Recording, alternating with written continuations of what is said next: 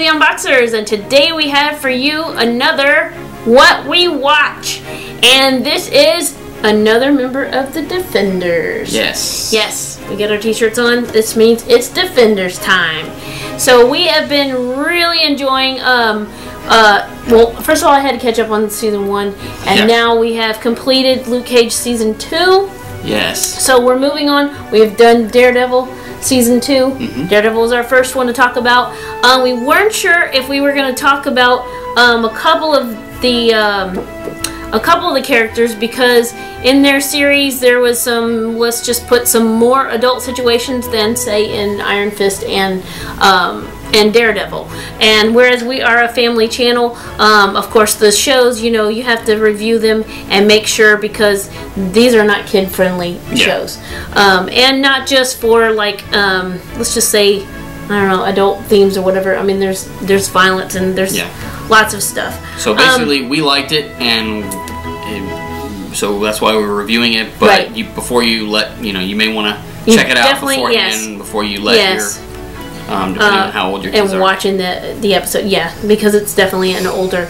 I will say, even though, if we talk language real quick, even though there's some sweet Christmas, even though there's some language in it, it doesn't seem forced, and the big bomb, if you know what I'm talking about, is not, and that is kind of, I think, I mean, that's one thing that would turn me off immediately, is if they're constantly just using right.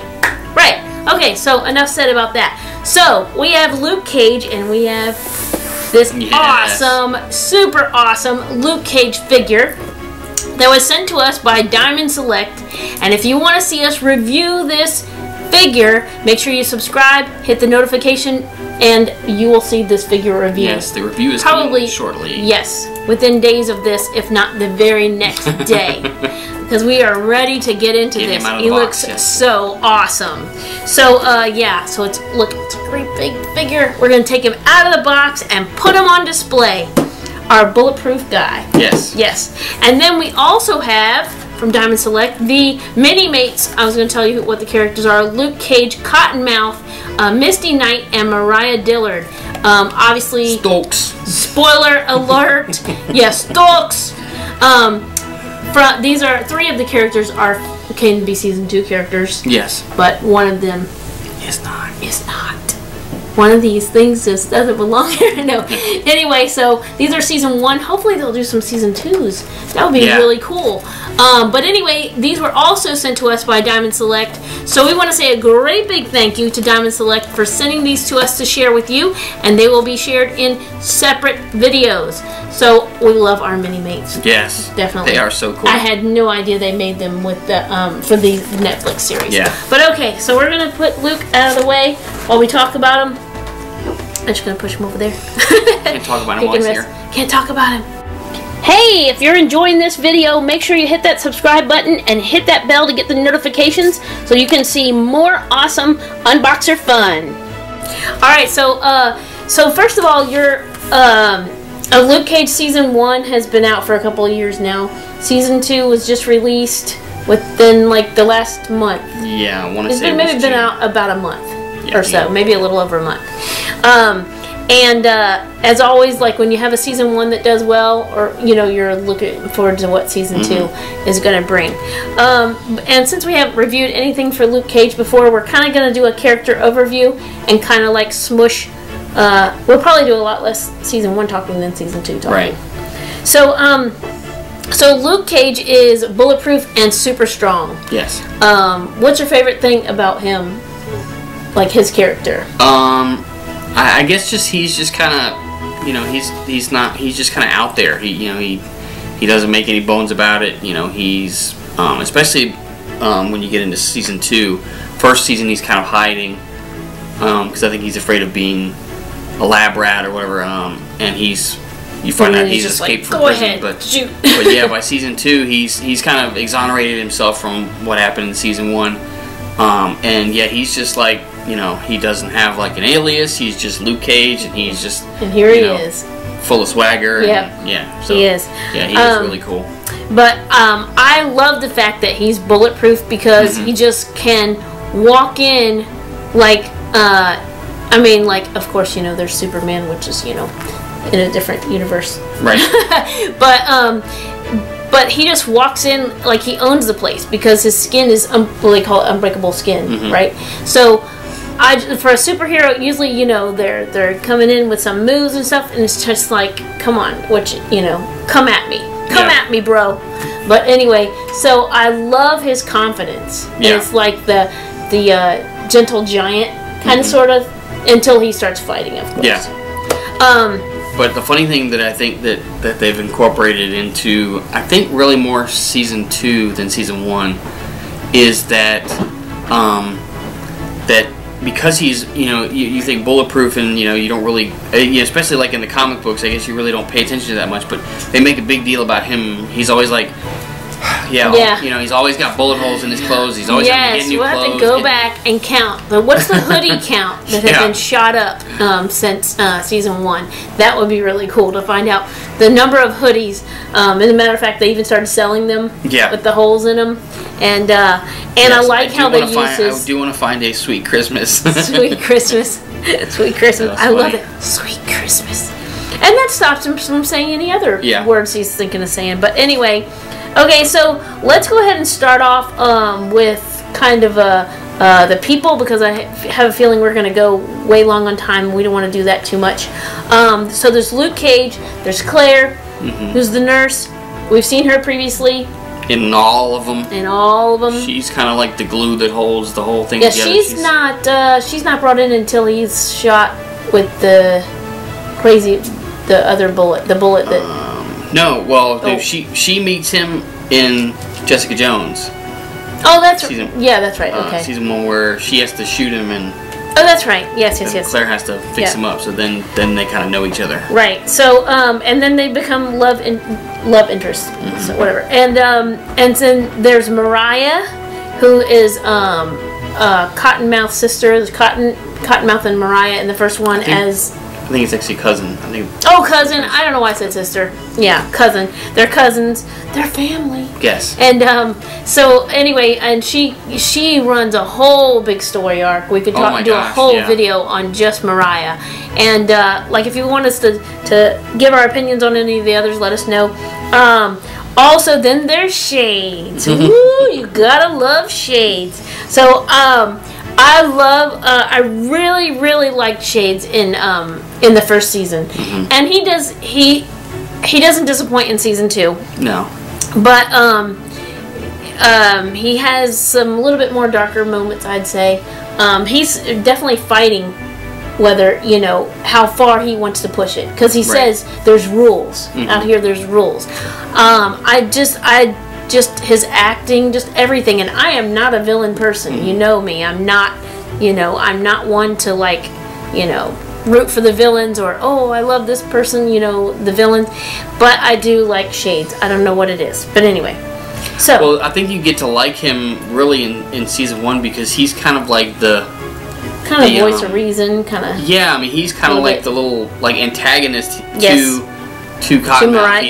He's always like, you know, kind of keeping him in line, and he was sent in by Diamondback. Yeah. So, but anyways, but he has this swagger about him that's just like, you know, he's got the shades, you know. So anyway, and I don't think you ever. I can't think of a time, even in either season, where you really saw him rattled. Like, he just had this like calm. Nothing rattled him until the end of season 2. Like, she was rattled, and he was like, you know, we're gangster. This is how we do things. And then he became rattled when he decided to change, you know, be the snitch, the snitch. So that you're right. That was the first time he had become rattled, and maybe that's his whole story arc thing. Okay, and then there's Misty, who is super cool. Yeah. She lost her arm. Spoiler alert. Yes. Lost her arm in Defenders 1. I'm sorry, the dog just knocked over her bed. But anyway, lost her arm and she got a new one in season 2. Yeah. She had to come to grips with not having it. Right. And Colleen comes in. That was really cool. I love the crossovers. I love when all the characters come together. Their little fight scene in the bar with the guys, that was super cool. I love to see those two together, and of course they've been in comic books together, those two. Yes, they will eventually become the Daughters of the Dragon, which I'm looking for. I'm hoping that we see a taste of that. Yeah, they're very cool characters. I love their personality. Like, they have the female swagger, and I like them. They're tough, no bones about it. Yeah, I really like their characters. And so let's see what else. And then we have in season 2.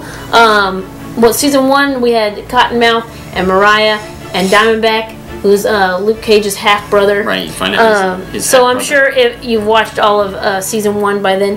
In season 2 we have Bushmaster, who looks like, oh my gosh, how is he going to be defeated?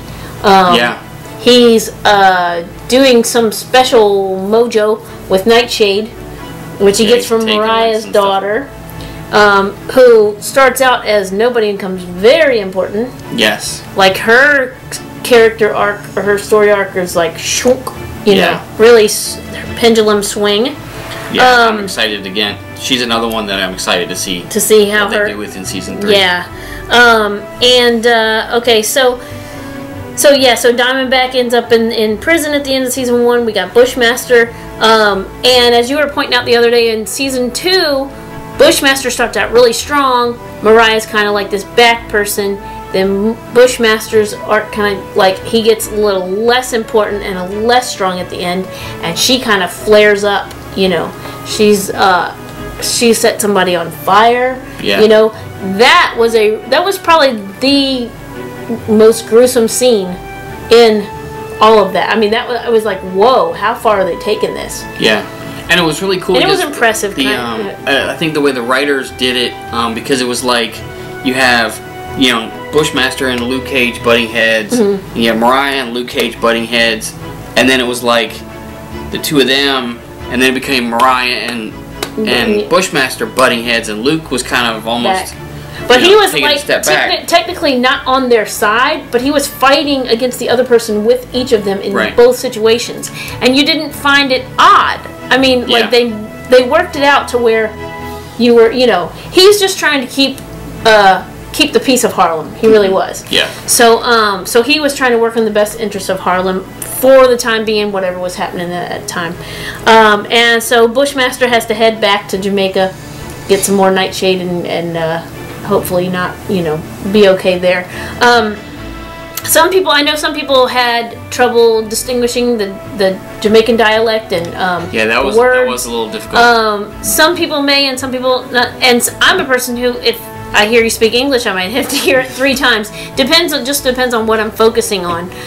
So definitely with that, and it definitely held your focus. I don't think it was like the typical. It really was like slang thrown in there too. So even if they used expressions that we weren't familiar with. Some of it was like broken. It was not like they didn't use grammatically. Like they wouldn't use the same pronoun that's what I'm saying. that we would use. So. And I think some of the terms they use we wouldn't understand because it's like slangs or expressions in that. But very apparently true to that, and true to how Harlem is, the area and everything. So that's really cool, as well as the music that was in the people seem to enjoy. Alright, so let's see what else we got. The heads on the spikes, that was pretty gruesome, that was pretty shocking. And let us know at the end, kind of like the kiss of death, when you saw her mixing up the stuff, you're thinking something's going to happen. And I was like, well, did she put it in a injection? And that didn't really make sense. And then I'm looking at her lipstick, and then when she gives her kiss, it's like, okay, this is unusual. Yeah. And then she's like, Mariah starts to figure it out, but she hasn't really figured it out. And they leave the lipstick there for you to see. And then, of course, as Luke Cage is in there, then she starts to be poisoned. And so let us know, did you have any inkling? Were you totally shocked? Or were you like, oh, here's where, this is where it happens? The weird thing was when I when I saw it happen, I was like, oh, okay, this is. But then like nothing happened. Yeah, so I was like, okay, well I got that one completely wrong. And then it was like, oh, okay, it just took a while. It just took a while to take effect. But that was really interesting, and she's gone dark. It's like the name Stokes, you know, definitely has. So we found out that also her daughter was from an incident that she suffered from Uncle Pete instead of somebody, the person she told her was who she thought her father was. Who she thought. So she is truly a Stokes, and she's like a, I don't know, but she's the byproduct of a bad situation, shall we say, a family situation. So anyways, so it will be interesting to see what she becomes, because and she has some smarts. She was a doctor. She did go to you know, she's got a lot of what do you call it, education. I was gonna say she's got a lot of what was I going to say? Book smarts. Yeah. Book smarts is what I was looking for. Book smarts as well. So we'll see how that plays out. Now let's really quick talk about the ending. Was that a shocker to you? Of season 2. 2. I guess I would say yes, but not like a shocker. Like yeah. Like a, you know, like something that really caught you off guard. I just didn't. He was like, yeah, I don't want really the place. Didn't understand. Yeah, because the lawyer says that, you know, that she left the Harlem's Paradise to Luke, and he's like, burn it down. Yeah. And I'm like, okay, that makes sense. And then next thing you know, he's like set himself up in there. So somehow he's had a change of thought. Yeah, I think he thinks he can do some good from there, but it just kind of left it. And she thought she was getting it. You could tell in her face. Down note. It did, because you didn't want your superhero to step into the shoes of one of the villains, which it kind of felt like. It was like the I can't remember the guy's name, but the guy who kind of, I don't want to say sidekick, but the kind of hung around the barbershop and was selling the T-shirts and selling the DVDs. Yeah, he was selling. You know, he calls him a crime boss. Like, you're a crime boss now. Yeah. But basically, like, you've become what you were fighting against. Right. Which was kind of an odd. So yeah, I expected him to correct him. It definitely makes you want to see, like, okay, where are they going to go from here? Right. But they've kind of left him. Definitely, like, when you come into season 2, he's like in a high spot. You know, because he's famous, and he can go around and everybody loves him and all that stuff. And then by the end of season, and they got him in a suit and all that stuff. I think we're about ready to run out of time. But yeah, I mean, he's like, everybody's pretty much like left him. So yeah, it'll be interesting to see, because he's kind of like pretty much He told Claire to leave. So, and in comes what's her name? Tilda. And Misty and the other police officer, the head police officer. It almost looks like they're like, I can't tell if they're like staking the place out, or if he knows they're there, or well, he did, because she came up. Yeah. So and we didn't talk a lot about Pops in Switzerland, but that's a cool place, the barbershop and the swear jar, which cool. I really appreciate, and I like that. That's really cool. Okay, so anyways, that's Luke Cage in a nutshell. We probably could talk other videos about other characters, and we could probably go on and on, which we may do more if we see it, but we will definitely be doing the review of this awesome Luke Cage figure and those awesome mini-mates. They are so cool. Stay tuned. Alright, so thank you so much for watching. Comment, like, subscribe, tell a friend, and as always, we want to know, what do you watch?